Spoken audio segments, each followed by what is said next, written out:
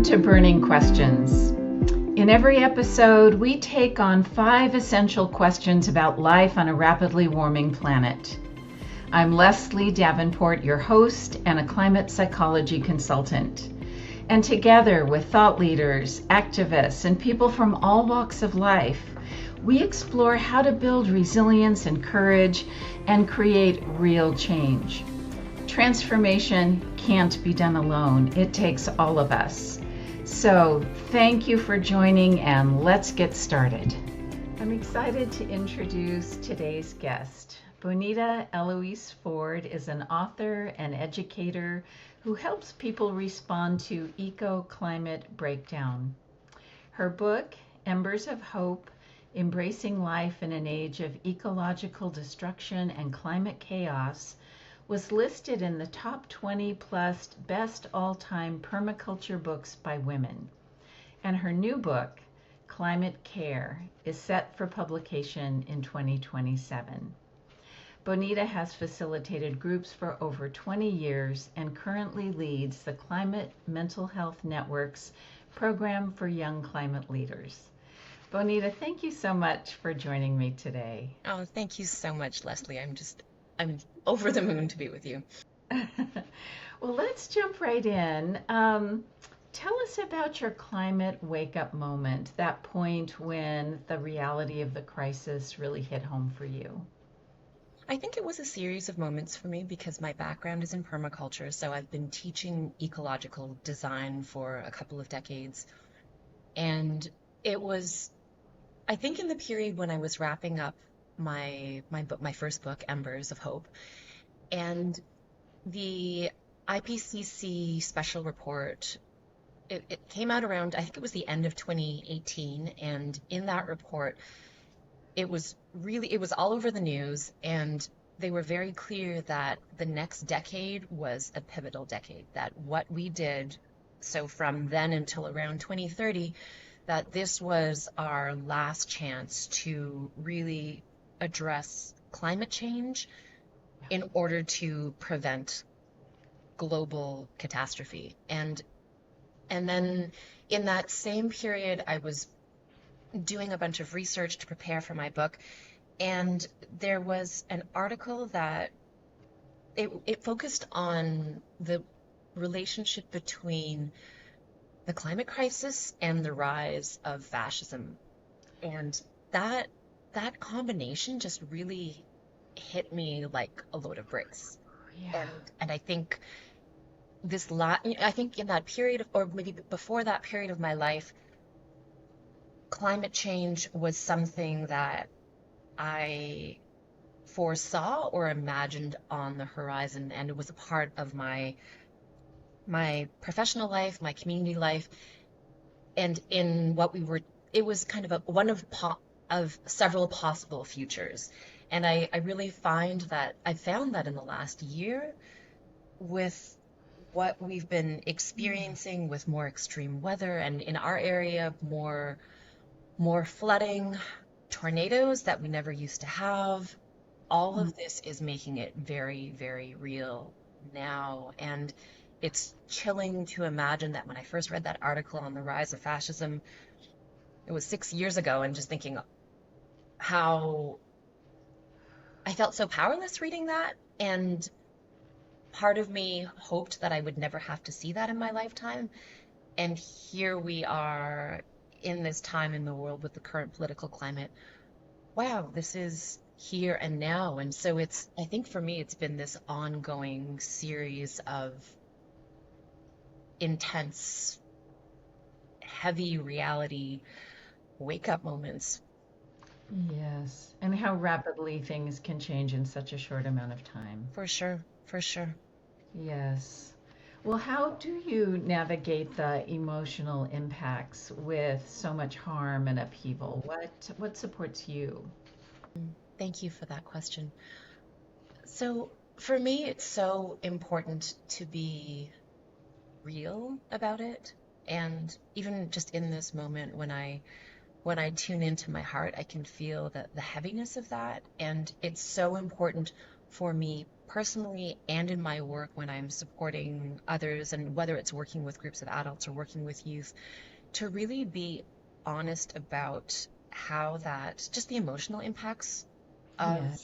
of the crises that we're facing, and at the same time holding that with love, with compassion, cultivating joy, cultivating gratitude. Because for me, I think in the work that I do, and I'm so sure that in the work that you do as well, Leslie, that it's being present in this work and showing up authentically is so key. And I think to Yeah. be trusted by others and to really dive deeply into this work, I think our just showing up with integrity and with authenticity is so important. And so for me, that means opening the door to and being learning to be more and more equanimous with these heavy emotions, and at the same time actively strengthening the our capacity for joy, for beauty, for celebration, for connection, for reverence, for magic. Because for me, I can't do this work without being honest, and I also can get completely drained and completely emptied by the intensity and the heaviness of this work. And so just continuing to cultivate and strengthen our capacity for hope and for possibility is so important to me. Yes, to keep growing, to be able to be with it all, For sure. For sure. including the unknowns of it, right? Yes, Yeah, absolutely. Hmm. yes. Well, from where you stand, what is the single most powerful driver for meaningful climate action? It's people, and more specifically, it's our communities. So I'm thinking about the place where I live, and there's a little spit of land. It's about maybe a mile from where I live, and it is between a wetland and a river. And for all intents and purposes, it's a little peninsula. And there is a company that has proposed a very large and very dense subdivision on this piece of land. And Mm, it's raised a lot of concerns amongst citizens and even the town. And just looking back at this last couple of years, seeing how people in our community have come together to educate ourselves, to learn about land use planning, about policies, planning policies and regulations, and how we can get involved in going to town council and teaching other people how to get engaged, and having small meetings of citizens and having large public meetings and being out talking to people on sidewalks. It's been so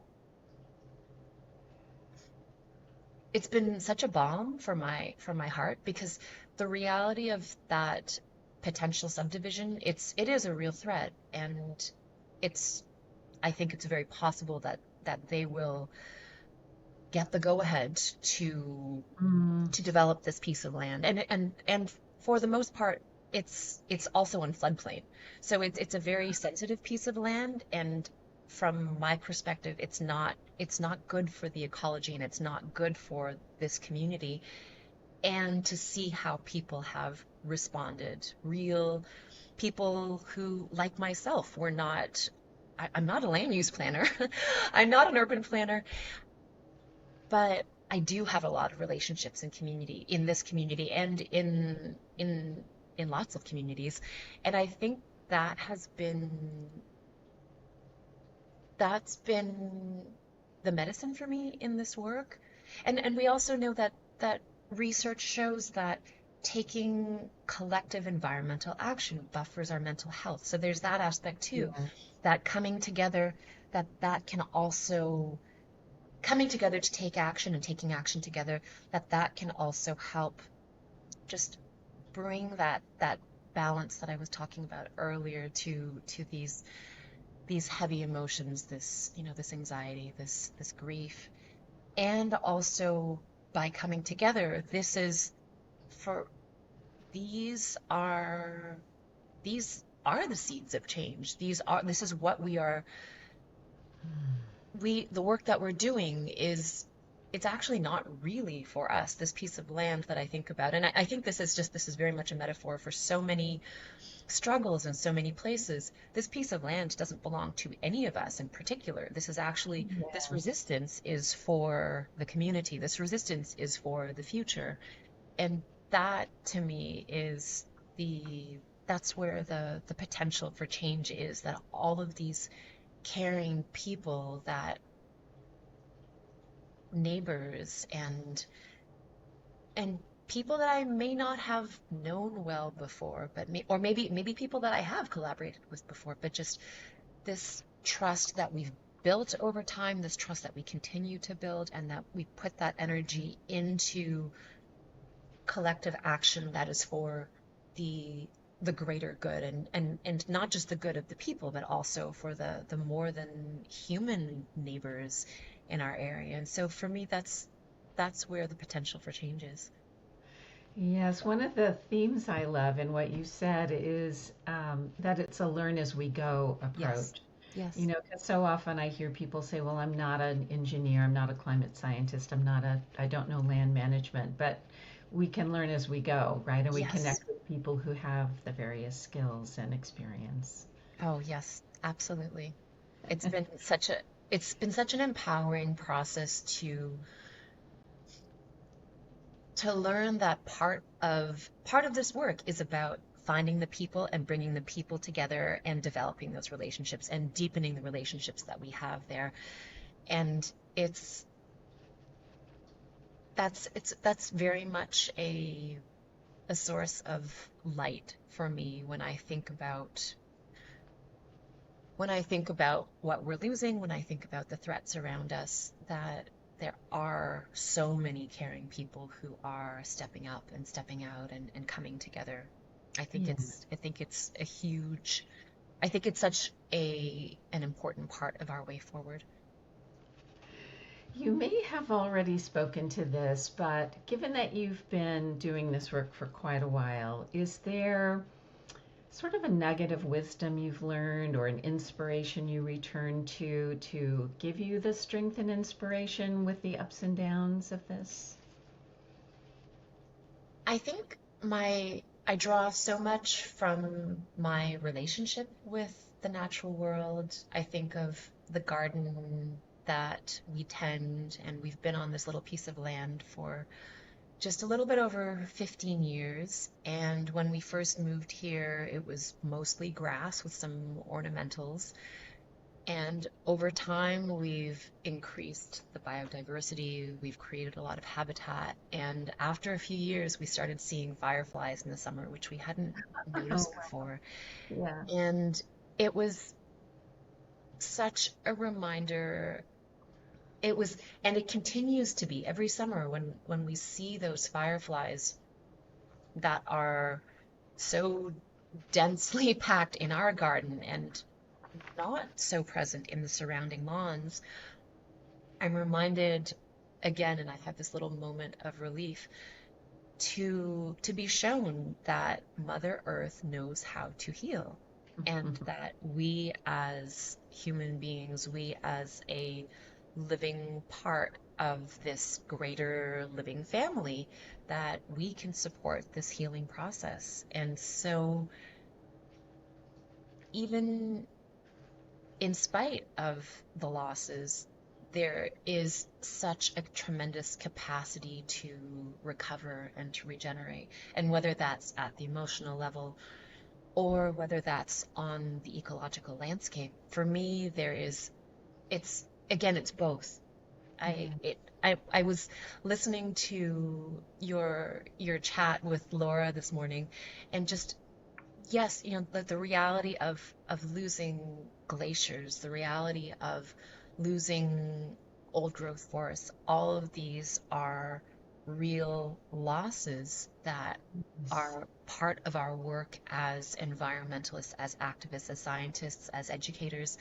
And again, for me, it's this both and that keeps me, that helps me stay grounded and helps me replenish myself, is just remembering that we can heal, and continuing to help heal myself and continuing to help support others in their healing and support the healing of the places around me. So just being remembering that this is an ongoing process, and the story is not, the end of the story is not, has not been written yet. Yes, yes. Beautiful. Well, before we wrap up, is there anything else on your heart or mind that you'd like to express?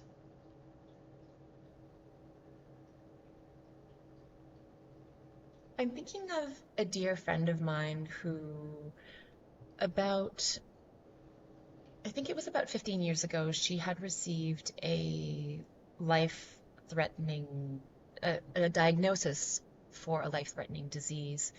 And her journey, her healing journey, and also her dying journey was such a teacher. She was such a teacher. She continues to be, her spirit and her story continues to be such a teacher and a guide for me. And I think what I what I learned from her in that process, being a close friend, being a support person, accompanying her in her dying, was that she taught me that we can practice acceptance while also while also seeding possibilities, while also actively working towards creating the changes that we want.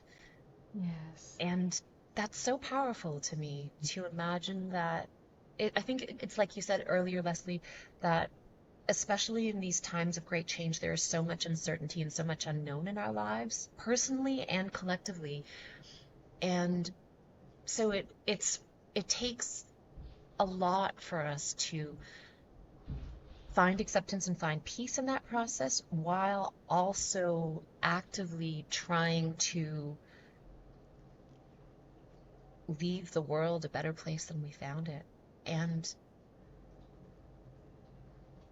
both of those threads are so foundational to me, just in the life that I live, in the work that I do. And I think it's so much about, I remember being with my friend and just the attitude that she had of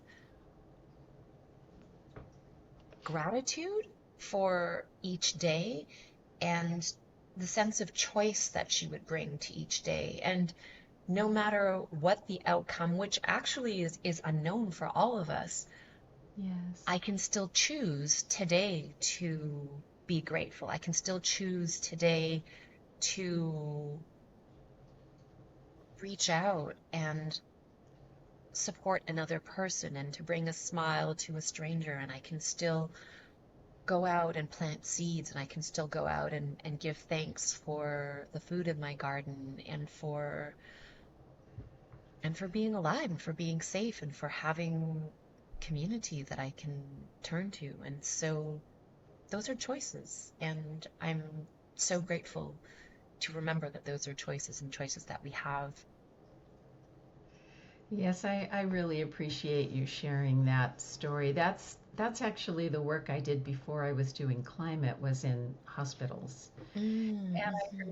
I heard and witnessed and got to experience very similar things where people would describe versions of that, of walking in more than one world at the same time. Mm, I love And that. it's, yeah, so thank you for that.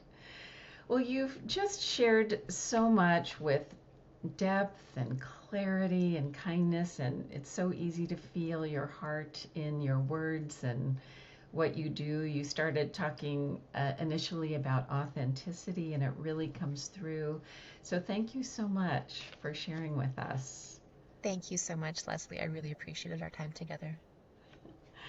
So for those of you watching and listening, you can connect with Bonita through the links that you'll see on the screen as well as in the show notes. And thank you so much for being here, and tune in next month where we'll continue to explore these questions because it's always better together. Thanks, everyone.